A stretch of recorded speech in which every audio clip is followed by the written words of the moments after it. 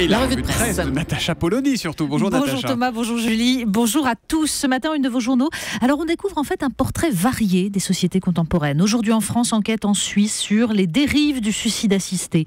Libération livre une photo façon scène de crime d'une poupée Barbie gisant dans un Big Mac qui signe le déclin des icônes des années 80. Barbie et McDo, la fin d'un rêve américain. Le Monde enquête sur le mentor des tueurs de Charlie et de l'hypercachère. Et dans le Figaro, ce sont les réponses aux attentats. Service civique, Hollande relance le débat. Mais la palme de la une du jour revient au quotidien marocain Al-Watan Al-An qui affuble François Hollande d'une moustache hitlérienne et d'une croix gammée avec ce titre. Les Français vont-ils faire renaître les camps de concentration d'Hitler pour exterminer les musulmans ? Je vous jure que c'est vrai.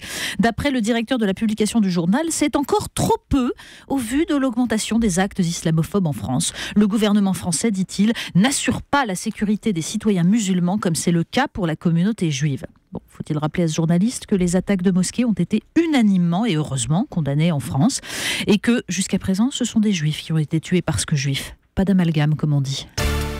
On commence avec un petit bonhomme de 8 ans qui s'appelle Ahmed et qui fait beaucoup parler de lui depuis hier. Et oui, sans atteindre les délires d'un journal marocain au raccourci douteux, l'ambiance est tout de même tendue dès qu'on accole les mots Charlie et terrorisme.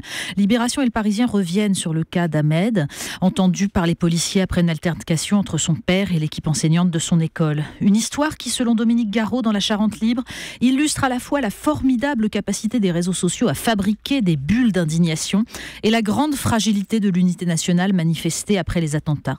Entre les imprécisions, les supputations, les informations distillées par un avocat connu, rappelle Jean-Marcel Bougreau dans La République des Pyrénées, pour avoir obtenu la suspension de l'interdiction de travailler sur un aéroport faite à un musulman soupçonné de radicalisation, et puis l'agitation des associations spécialisées dans la détection de l'islamophobie. L'affaire montre surtout la détresse d'une école livrée à elle-même après des années de déshérence et d'abandon par l'État. Alors il faut lire l'excellente réflexion de Jacques Juillard dans Marianne. Songez, dit-il, qu'il y a quelques semaines, on discutait gravement de l'opportunité d'habiller les petits garçons en rose et les petites filles en bleu. Il rappelle la hiérarchie des savoirs, seul apte à fonder l'autorité du professeur, seul apte à refonder l'école. On y ajoutera la lecture d'un article de Nadia Daham sur le site slate.fr qui rappelle qu'un demi-million d'enfants entre 4 ans et 10 ans regardent un journal télévisé chaque soir et qui déplore qu'aucune chaîne de télévision française sur les 300 que nous avons ne propose une information adaptée aux jeunes. Mais quand des parents renoncent à offrir des référents à leurs enfants, quand l'institution choisit d'abandonner toute autorité et donc toute transmission, les armes sont faibles. Le service civique, c'est le débat qui monte en ce moment. Mais oui, parce qu'on cherche à rattraper les choses après, plus tard, vers 18 ans. Et c'est le débat du jour. Toute la presse revient sur les propositions de service civique ou service national. Mais il faut surtout lire la réaction de François Chérec dans Le Parisien, celle des syndicats étudiants dans Le Figaro, ou encore l'éditorial d'Étienne Lefebvre dans Les Échos. Tous, ils récusent l'idée d'un service civique obligatoire. Pour l'ancien patron de la CFDT, ça coûte cher et c'est punitif. Pour l'UNEF, qui montre l'étendue de son vocabulaire, c'est stigmatisant. Et pour l'éditorialiste des Échos, ça ne répond pas aux défis actuels et l'engagement, ça ne peut être que volontaire. Nulle part l'idée que l'on se doit à la collectivité, nulle part la moindre réflexion sur ce concept essentiel, la nation. Seuls des individus avec leurs droits et leurs demandes de reconnaissance. Un sondage, Marine Le Pen à 30% à la une ce matin. Ben oui, ça n'est peut-être pas totalement sans lien, c'est la une de Marianne donc.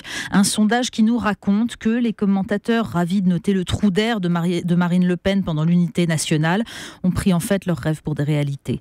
Pire, le journal nous raconte comment Nicolas Sarkozy et François Hollande joue volontairement perdant pour 2017, chacun ayant intégré qu'il suffit d'être deuxième pour l'emporter. Mais Marianne s'interroge surtout sur les raisons qui font que, contrairement à la Grèce ou l'Espagne, la France ne penche pas du côté de la gauche radicale, mais du côté de l'extrême droite.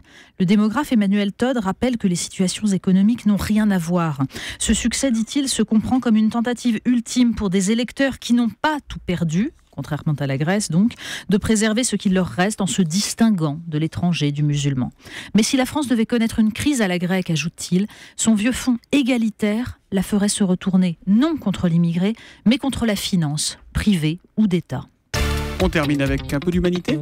Oui, parce que finalement, c'est assez intéressant. L'humanité nous rappelle toutes ces problématiques avec sa une. Europe, les peuples reprennent espoir, les libéraux montrent les dents. Mais en fait, c'est la plus belle analyse politique ce matin, eh bien, on la trouve sous la plume du philosophe Roger-Paul Droit dans Les Échos. Ou plutôt sous la plume d'un auteur grec qu'il cite, Aristophane. Il rappelle, Roger-Paul Droit, qu'il existe une pièce intitulée Ploutos, le dieu grec de l'argent.